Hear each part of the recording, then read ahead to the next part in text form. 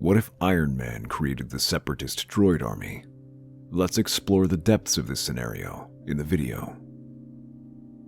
Tony Stark watches the new arrival in his hospital room. It's only been a week since the Battle of Manhattan, and his only visitors so far were the other Avengers are Pepper and Happy. This man wasn't anyone he knew, but he wasn't a reporter either. He was an older man in fine robes and a hooded cloak. None of this hides the great power he radiates. Mr. Stark, I must commend you on your remarkable technological prowess. Your suits are truly a marvel of engineering. Few can stop the Chitauri. Thanks, but if you're here to pitch me on some business deal, you can save your breath. I'm retired from the arms game.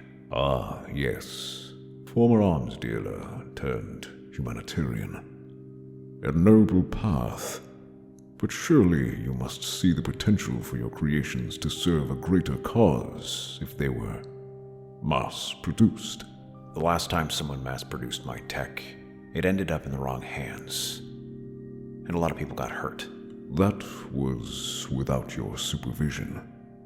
I need an army capable of liberating my galaxy. Surely you of all people understand my position. I read your record with the 10 rings. What I propose is no different. The Republic of my galaxy is rotten to the core. As people starve in their homes, the senators gorge themselves in feasts, safely away in their capital. And you think creating an army of Iron Men is the answer? It seems to be your answer to Earth's problems. Tony stiffens and looks at the Count, narrowing his eyes. The Iron Legion program was something he had considered for some time now, but it was still in its early forms. More importantly, it was something highly classified, and only he and Pepper knew about it.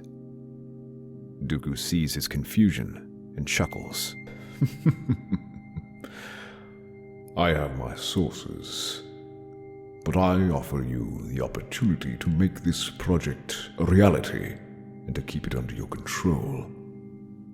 Do you believe you can change things? I do, but I need your help, Tony. All right, Dooku. I'll help you.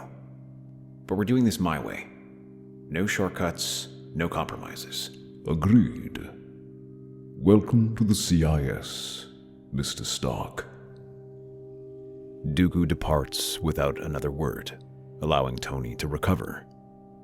Once he is discharged from the hospital, though, he announces he's taking an extended vacation. In reality, he heads to one of his secret labs and begins work with Dooku and his foreman. Tony immediately begins developing the Iron Legion. He uses his suit as a base, creating an army of independent suits that could be controlled by Jarvis, each one specially designed to handle a certain role in the military, from shock troops, commandos, snipers, scouts, and medics. Dooku provides Tony with advanced technology to help them further refine the designs and make them more effective. The designs they develop are superior battle droid designs, both in their capabilities and command control. The problem is that they are more complex and expensive to create, so the Iron Legion will only make up a portion of the planned droid army. Still, they are good enough that Dooku immediately orders his allies to begin their mass production. The timing is perfect, as just a few years later, the Clone Wars begin, with the Battle of Geonosis. During this battle, most of the Iron Legion isn't present. Those units that are manage to distinguish themselves by being the only units who face the clone troopers on equal footing, or even take down Jedi if grouped. This success is far from isolated, as in the ensuing battles, the Iron Legion proves to be some of the CIS's best units, managing to punch far above its weight class despite being only a small portion of the droid's army. They soon become a terror throughout the Republic Army, and being the spearhead that secures the CIS's countless victories. Even the Jedi fear facing them after seeing their capabilities. With the Iron Legion as their vanguard, the CIS makes steady inroads across many fronts, pushing the Republic back and taking countless worlds. Even with its larger industrial base, the Republic struggles to mobilize and deploy it, as they are pressed in too many places. The speed of this success takes even the CIS off guard as they struggle to keep up in controlling newly conquered territories. At first, Dooku orders the CIS to honor his agreement with Tony, but as they continue to advance, they struggle to properly administer and pacify these planets. This allows resistance and isolated Republic units to wage guerrilla wars, which are far more effective at chipping away at the Iron Legion. While this isn't initially a serious issue, it grows to become a problem later on as the Republic shifts its strategy. This allows the Jedi to play to their strengths and win back support. In response, the CIS slowly begins to abandon its policy of peaceful conquest and takes a harsher stance on rebellious worlds. The droids carry out reprisals on the civilian population, taking hostages or launching firebombing campaigns. All of this is in direct violation of Tony and Dooku's agreement. Although he doesn't lead the droids personally, Tony does keep tabs on what's going on thanks to Jarvis, and when he sees this, he is furious. He uses the Iron Legion's camera to track down Dooku and confronts him. Luckily, he made sure that Dooku left a shuttle on Earth so that he could visit the CIS if necessary. Dooku's ship is far away from the battlefield and remains in the Outer Rim, allowing him to find him. Tony marches through the halls, his weapons warmed up and ready, blasting any droids that get in his way as he reaches the bridge and rips the doors open. Dooku, you better have a good explanation for this. What the hell is going on? I trusted you. We had an agreement. No harm to civilian lives. Dooku stands calmly, watching Tony's approach. Mr. Stark, you must understand. War isn't a clean endeavor. The Republic's resistance has forced our hand. We must take necessary measures to ensure our control. Necessary measures? Firebombing cities? Taking hostages? This isn't what we agreed on. Agreements change, Mr. Stark. The situation has evolved, and so must our tactics. If we are to succeed, we must be willing to make difficult decisions.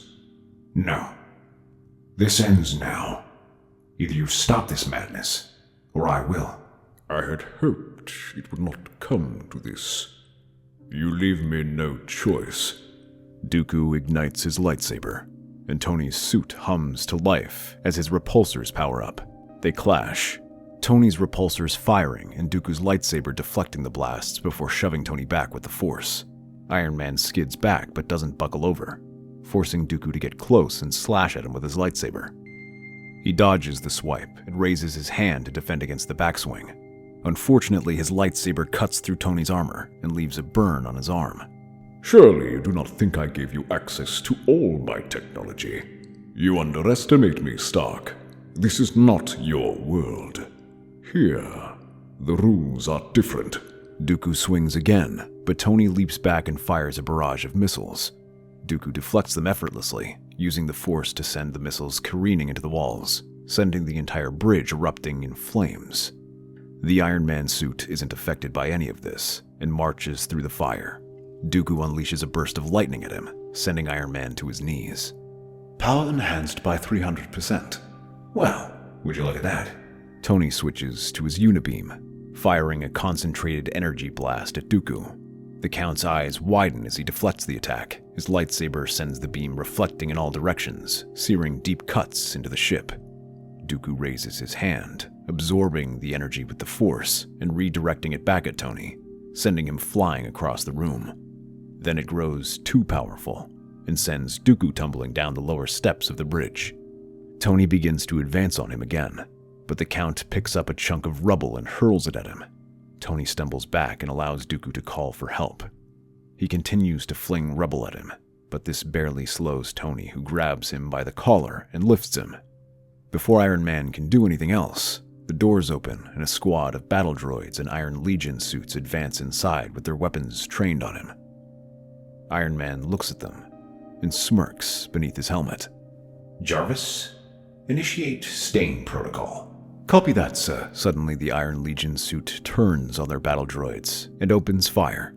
Tony drops Dooku to the ground. And you didn't think I would trust you with my technology without safeguards.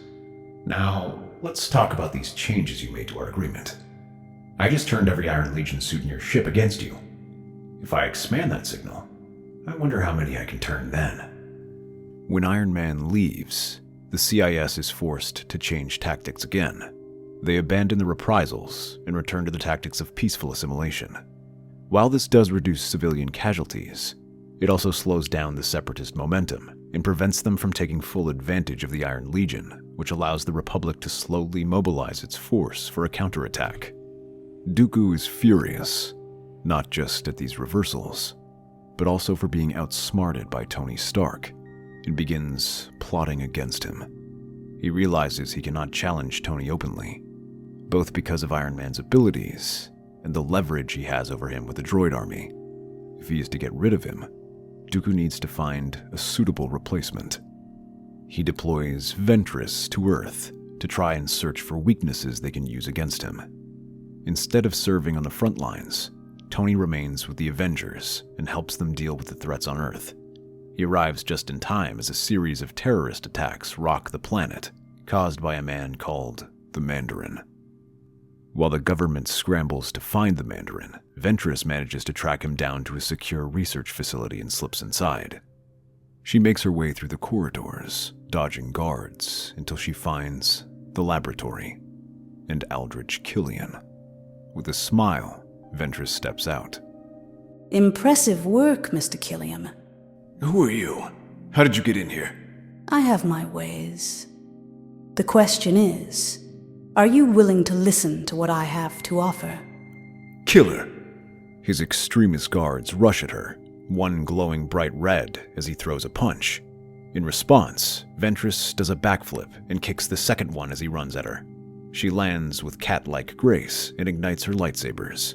The two come at her again, throwing punches, but she slides under each attack before flicking her wrist and decapitating both guards. I know who you are, and I know what you're trying to achieve. That is why I come with an offer directly from the Confederacy of Independent Systems. Never heard of it. What do you want from me? Your extremist soldiers could be a valuable asset in our fight. In return, we offer resources, technology, and knowledge beyond your wildest dreams. Interesting proposition. But why should I trust you? A common enemy. Among our plans is to destroy a common enemy. One Tony Stark. With our help, you can create an army that rivals even Tony Stark's Iron Legion. And what's the catch? For now, you must halt your attacks. The time is not right to reveal ourselves. Continue your research in secret. When the moment comes, we will strike together, and Iron Man will fall. Thankfully, Killian is true to his word and halts the attack. In perfect timing, too, as Captain America discovers that Hydra has infiltrated S.H.I.E.L.D., and the Avengers now focus on rooting their forces out. They make the perfect scapegoat for the recent attacks. With Iron Man distracted, Ventress and Killian continue plotting from the shadows. Thankfully, they find another potential ally, a former Stark Industries engineer named Quentin Beck, who turned against Iron Man after claiming his new hologram technology. Together, the three of them wait for the right time to strike. Luckily, that comes when they hear the Avengers are planning to recover the Mind Stone from Hydra. That mission happens days later, as Captain America signals the team forward, trying to sneak up on the supposed Hydra facility. As they approach, explosions suddenly rock the perimeter while the facility bursts with activity, as Hydra soldiers emerge, firing guns and artillery at the Avengers from all angles. Black Widow and Hawkeye take cover and provide covering fire, as Thor flies up and slams Mjolnir down, scattering the holograms. Iron Man, the Hulk, and Captain America rush forward to take on advanced soldiers.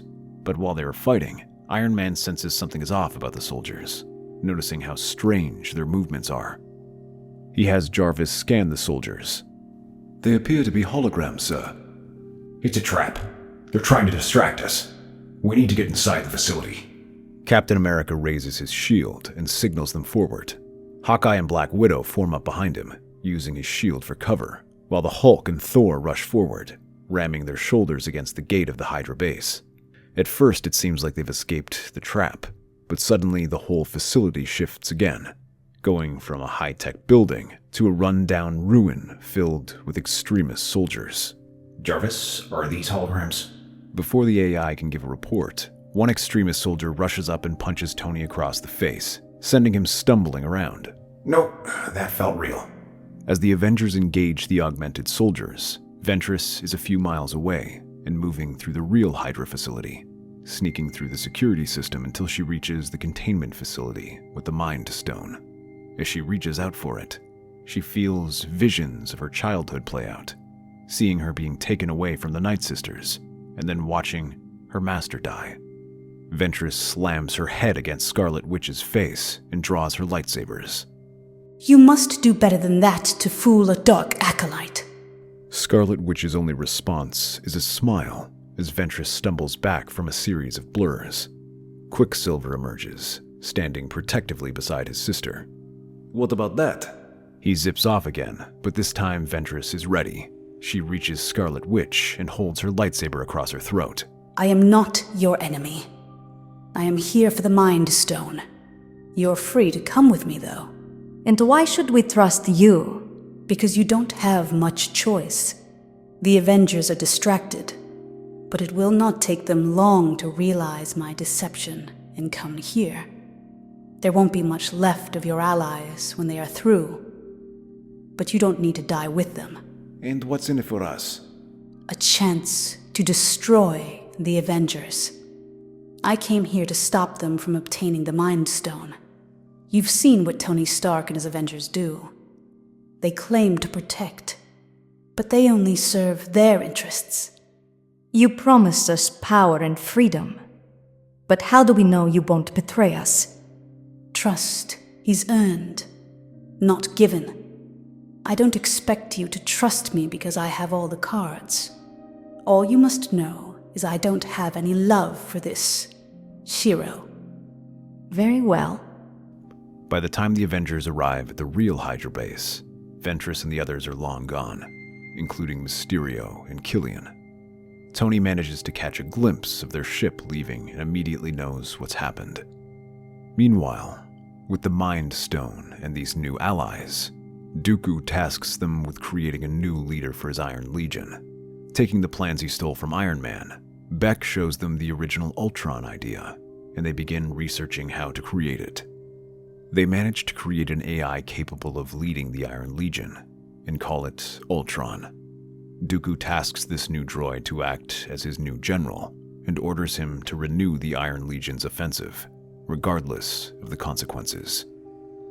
Back on Earth, Tony explains his deal with Dooku, and their eventual falling out, prompting the Avengers to begin looking for ways to recapture the Mind Stone. They eventually manage to track down the Mind Stone on a transport ship and head to recover it. The transport ship is in the Outer Rim, being transported between research stations. However, when they arrive, they find the Mind Stone in a sealed container at the end of the room, but between them are several hooded figures. A Jedi strike team consisting of Anakin, Obi-Wan, Ahsoka, Yoda, Mace Windu, Ayla Secura, Plo Koon, and Ki-Adi-Mundi. They are there for the Mind Stone as well. Their eyes fall on Iron Man and draw their lightsabers. It's the Iron Legion commander. This isn't good. Iron Man launches repulsor blasts at Anakin, who deflects them with his lightsaber and closes the distance with a Force-enhanced leap. Tony meets him head-on and deflects his lightsaber slash with his enhanced armor gauntlets. Even after the lightsaber connects, the armor repairs itself. Interesting design. I've never seen anything like that. Nanotech. Pretty nifty. It also lets me do this. His suit arm morphs into a powerful arm cannon that fires at Anakin, forcing him to leap out of the way. Thor swings Mjolnir to help Iron Man, leaving Anakin dodging from two sides. But before he can pin the Jedi down, Plo Koon unleashes a blast of Force Judgment. Back, Sith Lord. The attack barely phases Thor, who turns back and begins spinning his hammer, sending a wheel of electricity in their direction, putting the Jedi on the defensive. Suddenly, Kiarimundi and Isla Secure tackle him from the side, sending him skidding down the hall as the three Jedi attack him. Captain America's shield clashes with Obi-Wan's lightsaber, sending a shower of sparks at their feet. Despite Obi-Wan's best efforts, nothing gets through his defenses, and he decides to withdraw. Seeing his opponent back away, Captain America throws his shield at Obi-Wan. Rather than try to dodge it, the Jedi Master raises his hands and halts the shield in midair, mere inches from his face. That has to be cheating. He rushes at the Jedi, flipping the shield as it's in the air, and letting its rim slam against Obi-Wan's nose, who stumbles back. Oh, now that's cheating. He leaps back as Captain America slams his shield down, and the two resume the duel. The ferocity of the attack drives Obi-Wan back, who is still recovering from the earlier blow. Only Ahsoka's intervention saves him, as she steps forward and blocks Captain America's attack. Black Widow and Hawkeye prepare to join Steve, when a shape leaps up and rushes to their right. Mace Windu approaches them with his lightsaber ready. Directive Fury? Who? You just look like someone we know. Never mind. Can Fury do this? He sends a wave of force at them, sending them stumbling, but the two assassins leap back and land on their feet. They open fire on him, but Mace casually blocks their projectiles. Hulk smash! Hulk charges at Yoda, who flips and dodges with incredible agility. The small Jedi lands a few feet away and begins channeling the Force to lift the Hulk. The big fighter gasps as Yoda slams him into the ground again and again. No, Hulk smash! Not little alien. As the battle intensifies, Tony flies up to avoid Anakin's attack and then notices Captain America taking on Obi-Wan and Ahsoka. He flies towards them and knocks the younger Jedi off her feet. He wraps one arm around her. All right, that's enough. Everyone chill out. The fighting slowly stops as the Jedi and Avengers turn to face him. I'm going to ask all of you this once. Where is Dooku? Shouldn't you know that? Aren't you his lead foreman? Former foreman. It seems like he's looking to replace me. Well, whatever you aren't our friend. Not with all the worlds your legion has conquered. Dooku betrayed me too. We had an agreement. Look, it's a long story, but you should know that the Mind Stone, that thing in the box... If what you say is true, then there is no way we're letting anyone else get it. Mace suddenly whips his hand out and pulls the Mind Stone towards him. Before the stone touches his fingers, it disappears in his hands. In its place, a drone appears. The Jedi's eyes widen as they see this, and Captain America gasps. This is a diversion! Suddenly, Anakin's comlink crackles. General, we've just received word from Coruscant. They're under attack by the Separatists. Palpatine walks briskly, flanked by Jedi Knights Shakti and Kit Fisto. The tension is palpable as they move through the dimly lit corridors. He had ordered that something be done about the Iron Legion to prevent them from growing too successful. It was pleased when Dooku leaked the information about the Mind Stone to him. He thought that this would be the end of it, but then the CIS attacked. It was not a large fleet, just a handful of ships that were quickly destroyed by the defense fleet. But they were still able to deploy a large number of fighters. The Iron Legion, genetically enhanced extremist humans, and thousands of projector drones. Even with such a small force, they caused chaos in the city. Individually, these fighters were worth several clones and even some Jedi. They moved through the streets or flew through the sky with grace that no droid could match.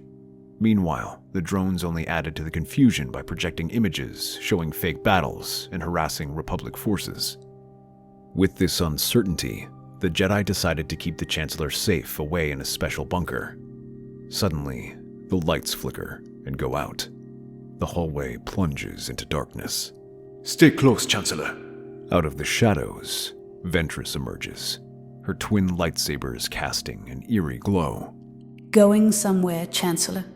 Before the Jedi can react, Ultron bursts through the wall, his metallic form gleaming menacingly. Scarlet Witch floats beside him, her hands crackling with red energy, while Quicksilver darts around the group at superhuman speed. Kit Fisto lunges at Ultron, lightsaber flashing. Ultron catches the blade with his hand, the energy sparking against his metallic skin. The Jedi's eyes widen as the android throws him against the wall. Shakti spins to face Ventress, their lightsabers clashing in a flurry of strikes. Despite her skill, Shaak-Ti manages to defend against Ventress's relentless attacks before spinning and delivering a roundhouse kick against her. Quicksilver moves in a blur, disarming the Jedi Master and sending her lightsabers skittering across the floor. Scarlet Witch sends a wave of red energy towards Shaak-Ti, who blocks it with the Force. The two engage in a battle of wills as Shaak-Ti uses her other hand to pull her lightsaber towards her. Before it reaches her hand, Ventress darts forward and slashes the weapon in half. Gasping, she feels the three surrounding her, while Kit Fisto takes Ultron alone. He lands a few shallow blows across his exoskeleton. He pushes Ultron back, but as he stumbles, the android's arm morphs into a blaster, and he fires point blank at Kit Fisto's chest. Palpatine raises his hands, and with a surge of dark energy, sends them all back. Even Ultron is taken off guard as the Chancellor unleashes Force lightning. Ventress deflects with her lightsabers, while Scarlet Witch creates a barrier of red energy. You will find I'm not so easily defeated. Palpatine moves with lightning speed, his lightsaber flashing as he hacks at their defenses, trying to weaken them. Quicksilver circles, looking for an opening, while Ultron provides covering fire. Seeing this, the Chancellor takes a deep breath and thrusts his hand, stopping Quicksilver mid-stride, sending him stumbling as Ultron fires. The blast hits his side and sends him stumbling out of control. He blocks the next blast by Ultron, redirecting it towards Ventress and Scarlet Witch. Their defenses collapse from this attack and send the two diving out of the way. Scarlet Witch sends a surge of energy towards Palpatine, but sends it blasting to either side of him while catching and dissipating her hex bolts. As he advances, Quicksilver darts in, delivering a series of rapid punches. Ultron seizes the opportunity, firing a concentrated blast that hits Palpatine square in the chest. The Sith Lord stumbles, his facade of invincibility cracking. Ventress lunges forward, her lightsabers flashing. Palpatine parries desperately, keeping her at bay, but the combined assault from his enemies is overwhelming. In a final desperate move, Palpatine unleashes a massive force of energy. The others manage to dodge, but Ventress is too close and feels the brunt. She drops to her knees, allowing Palpatine to plunge his lightsaber into her chest.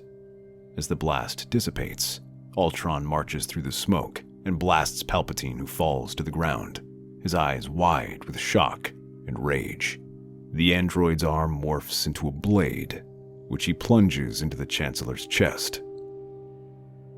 Meanwhile, the Jedi and Avengers are right on time as they see the battle unfold.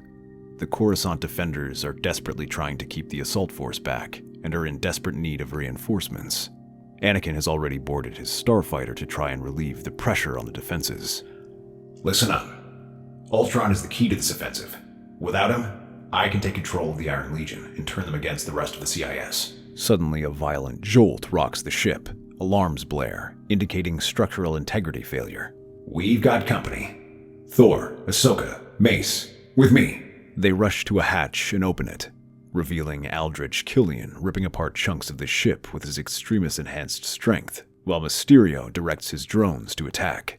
I'll handle the drones. I'm with you. Thor and Iron Man launch into the air, painting the sky with brilliant lights as their repulsors and lightning shatter the drones in their way. Mysterio moves out of reach and redirects his drones to fire on them. Ahsoka and Mace Windu leap out, facing Killian. The extremist smiles and hurls a chunk of ship at them, forcing them to duck under his attack, and allowing him to tackle them into the hull. Thor flies straight at Mysterio, hurling Mjolnir. The hammer smashes through a swarm of drones, causing explosions that light up the sky. But Mysterio is nothing more than an illusion. Soon dozens of these images form around him. All of them open fire at Thor and send him tumbling through the sky. Iron Man tries to filter out the illusions, but the drones move too quickly and surround him, some just ramming into him to keep him occupied. Show yourself, coward! Meanwhile, Ahsoka and Mace engage Killian in a fierce battle, both darting back to avoid his enhanced punches. Each attack adds another dent to the ship. Mace tries to come at him, but Killian catches his lightsaber in mid-swing and headbutts Mace. As the Jedi Master stumbles back, Ahsoka plunges her lightsaber into his ribs, but Killian simply laughs. You think your lightsabers can stop me? Pulling her lightsaber out, she flips over Killian and begins to punch him. Mace tries to plunge his lightsaber down, but the extremist ducks to one side and allows his body to heat up, forcing Ahsoka to climb off. Killian leaps to his feet, kicking Mace as he rises and backhands Ahsoka, sending her towards the ledge. Killian manages to grab Ahsoka by the throat, lifting her off the ground. He holds her over the ledge, but Mace severs Killian's arm with a powerful blow, forcing him to release Ahsoka. She drops and rolls away, catching her breath. Killian roars in anger, but before he can react, Anakin's starfighter swoops in. Shake him off. Ahsoka and Mace both throw him off the ledge with the Force, where he is then incinerated by the starfighter's lasers. Meanwhile, Thor and Iron Man continue their aerial battle with Mysterio. He weaves through their attacks, staying out of reach as he gathers drones to open fire. But while this is happening, Yoda closes his eyes and reaches out with the Force. Suddenly, the illusions begin to dissipate. Illusions you create. The truth I see.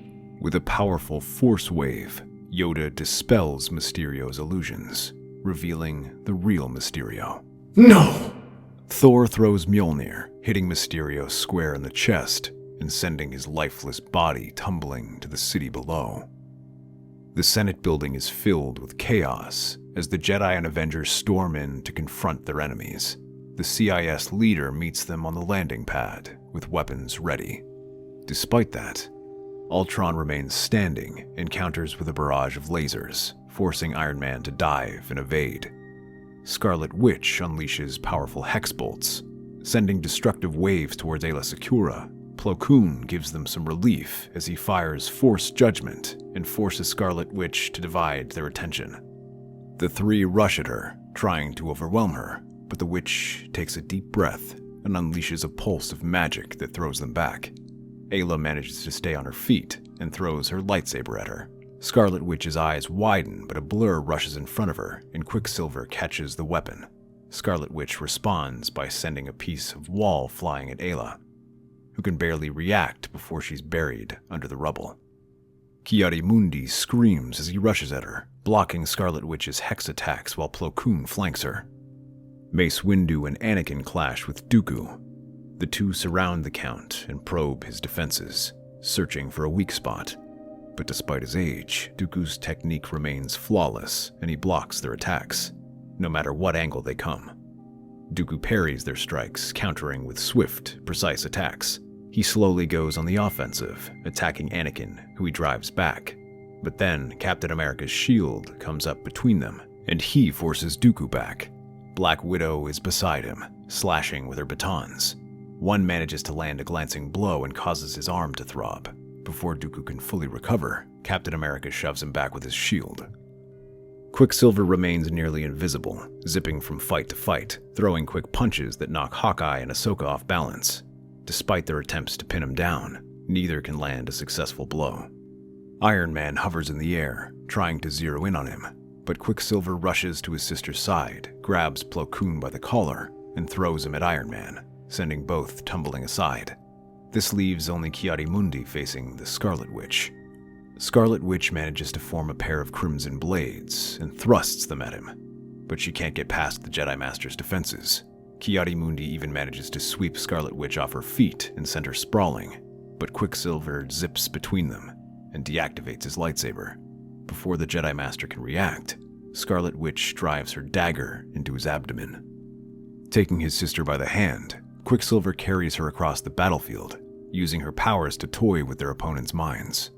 The first of these is the Hulk, who turns on Ahsoka, Yoda, and Hawkeye, and forces them to focus on him. The next is Obi-Wan, who hurries to help Anakin. Instead, he faces his former apprentice and snarls, tackling him off the ground. But as Scarlet Witch tries the same attack on Hawkeye, the Avenger suddenly turns around and jabs a stun arrow into her chest, causing the witch to scream and tumble to the ground. Tried this whole mind control thing. Not a fan. This breaks the spell just as Anakin shoves Obi-Wan to the ground. But Hawkeye only enjoys his triumph for a moment as Quicksilver knocks him off his feet. Anakin notices this and sends a shockwave to his position, leaving the ground around him to burst. Ahsoka joins and helps him. trying to hit the speedster. But it's Yoda who finally manages to get him. He lifts Quicksilver off the ground, allowing Thor to hurl Mjolnir and pin him against the wall. With the Maximoff twins taken care of, the remaining Jedi and Avengers rush to focus on Dooku and Ultron. Anakin, Scarlet Witch, Captain America, and Mace Windu press their assault on Dooku, who's now firmly on the defensive. Behind him, Yoda and Obi-Wan soon join the fray, circling him. The desperation shows in his face as he struggles to hold their attacks back. Eventually, as Captain America bashes his shield forward, Anakin's lightsaber comes up and drives into his chest. Dooku gasps and clutches for air before falling to the ground. Their celebration is cut off by a strangled cry and the sound of shattering glass. They turn to see Ultron, whose arm is morphed into a blade and driving it through Iron Man's chest. The electromagnet is now shattered, short-circuiting as the blade presses through it. Captain America shouts in dismay. He hurls his shield at Ultron and drives him back. The Hulk and Thor both rush at him, unleashing their full power, but this fails to stop him as the android leaps to his feet and bats them aside. Ahsoka and Anakin come in next, slashing their lightsabers at him, but Ultron raises his arm and blocks their attacks, then sweeps their legs and knocks them aside. Ultron raises a foot to stomp on the fallen Jedi, but something holds him in place. Yoda uses the Force to keep Ultron back. Even with his powers, it's a struggle, and his foot slowly presses down. Mace joins the effort, followed by Obi-Wan and Plo Koon. With the 4 Jedi combining their powers, Ahsoka and Anakin manage to crawl away. The Avengers all open fire on him, but nothing manages to break his core. Anakin notices scratches opening in his armor, left from the previous attack. Focus on those cuts. Yoda examines the injuries and realizes what Anakin is suggesting. His hand moves over the gaps in Ultron's armor and begins using the Force to pull them open. The others do the same and begin prying his shell apart. It's slow going as the material is so strong, taking their entire concentration. Eventually, the wound begins to widen, exposing the circuitry beneath. Hit him now! Captain America widens the opening by hurling his shield, which embeds itself into Ultron's chest. Thor lifts his hammer and channels lightning across Ultron's body, which begins to spark. Black Widow and Hawkeye open fire at the openings, while the Hulk throws chunks of rubble. This time, Ultron can't shrug off their attack, and his armor begins to flash and spark. His body trembles as the circuits overload and approach failure. And then a repulsor beam comes out of nowhere and strikes Ultron's head, blasting it off his shoulders. They all turn to see Tony sitting up, clutching his shattered chest with one arm, with a smoking repulsor. Captain America barely catches him before he falls, and Iron Man looks up. We did it. Initiate staying protocol. The message carries off across the planet, and Iron Legion suits turn against their allies, blasting drones and extremist robots. Along without having a leader, the CIS army falls into chaos, giving the Jedi and clones a chance to rally and wipe them out. Iron Man looks at the destruction his drones caused and shakes his head. All this destruction, when all I wanted was to save people. You can't save everyone. That's the hardest part of the job. All that matters is, in the end, you did the right thing. At least now all we have to worry about is cleaning up these droids. No, you don't. Initiate clean slate protocol. As the Iron Legion takes flight, they move to a safe distance from the city and begin to self-destruct, going up in sparks of light and embers. The strike team all watches and smiles. You really think of everything, Stark. Stark? He glances down and sees Tony's eyes glazed over as he watches the fireworks. Despite that, there's a smile on his face. He watches the last of the Iron Legion explode before finally closing his eyes. That's our theory. The Star Wars universe is a galaxy filled with exciting stories and possibilities, and we love exploring them. If you want to accompany us on this journey to a galaxy far, far away, then please like, share, and subscribe to our channel.